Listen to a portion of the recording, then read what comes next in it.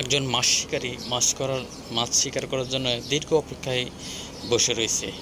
সে তার বড়শিতে খাবার দিয়ে পুকুরের মাঝখানে বসি ফেলেছে, কিন্তু এত দীর্ঘ অপেক্ষার পরও সে এখনও একটা মাছও ধরতে পারল না। হতাশায় নির্বিঘ্নে রাগে ক্ষোভে সে একটু বিচলিত অবস্থায় আছে। হাজার চেষ্টা করার পরও সে কোনো মাছ ধরতে পারতেছে না। খাবার তরিকা চেঞ্জ করলো, বড়শির তরিকা চেঞ্জ করলো, খাবারের কোয়ালিটি অন্যরকম করলো, তারপরও সে এখন পর্যন্ত একটা মাছ সে হাতের নাগালে পেল না। এখন তার একটু বিরক্ত মনে হচ্ছে তীব্র রোদের মাঝখানে বসে থাকা এবং শূন্য হাতে।